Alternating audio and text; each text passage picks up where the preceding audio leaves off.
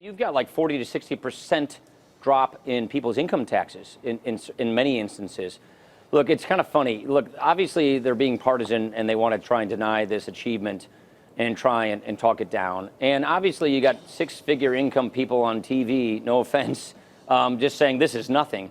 If you're living paycheck to paycheck, Joe, which is more than half the people in this country, you're making the median family income of $4 and you just got a $2,000 tax cut next year.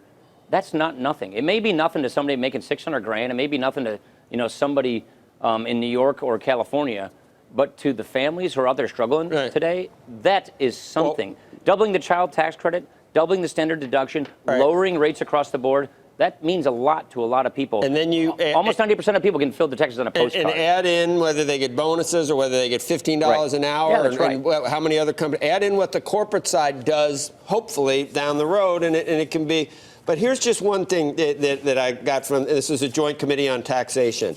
If you take what we think of as the middle class, people earning between $40,000 and $200,000, that's between not the top 5%, between the top 5 and the bottom 50. So that 45%, they pay 37.6% of personal taxes, right, of the total. They get 52% of the tax cut. Whereas the top 5% pay 59% of the taxes, but only get 43% of the tax cut. So that's 87% more that the people that are in the middle class are getting. So how is it characterized as a tax cut for the rich? And when you're hearing that, do the people that are saying it really know that it's just sort of dissembling? It's just the one page of talking points that gets emailed around. It's picked up by the media. It's picked up every headline I see in every newspaper and every cable channel that I turn on. That's what I see. So who's not doing the enough message, or is it impossible to get the message out? I think it's impossible to get the message out in the slew of all of this, because that is the mantra. It has been the mantra. It will be the mantra. It's always been the mantra. Look, there's a different philosophy here, and on the left, people just look at life and the economy as a zero-sum game, that it's not dynamic, that someone's gain comes at another person's loss, that the economic pie of life is fixed, and that it's government's job and role to equitably distribute the pie. We have a different philosophy. We believe in equality of opportunity, not equality of outcome. This is the equality of outcome philosophy. So you just have to understand the philosophy behind making those talking points, and that's just what it is. Look, all I care about, Joe, is growth. I want growth. Me too. I want growth, and growth helps everybody. I want to grow the pie so everybody gets a bigger slice. I'll let Andrew and Becky in a bit, but there is a notion that on the left that maybe the government, they start at 100% of what you earn, and then anything below that, if you're stealing from these people, you're taking it out of instead of it starting with zero, is what you earn, and then deciding what the government, it's like stealing from other people. That's right. Stealing from other people and spending. They're saying that reckless in spending. It is. See, we have a different philosophy. This is people's money in the first place, and the government takes from them. Exactly.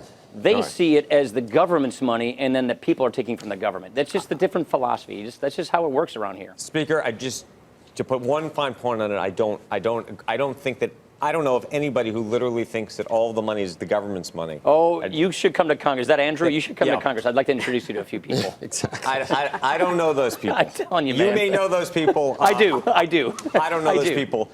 Quick question on SALT. In terms of the calculations you made, in terms of budgeting calculations, in a lot of SALT states right now, there are people, at least on the wealthier end, who are thinking about prepaying as much of their contributions as they can this year. Was that put into the calculus in terms of just the math of that happening, or no? No. You mean between in the next week in December? Yes. No, that's not how joint tax looks at these things. There's going to be a huge, there's a huge rush among people probably watching the show to do that. I got that, but joint tax, we have to rely on joint tax estimates and joint tax numbers. And so that's a question really for joint tax, but I don't believe joint tax does that. When we ran these numbers, we wanted to make sure that there wasn't going to be a net tax increase on people in the middle or people in the upper middle income. So we literally ran numbers in New Jersey, in New York.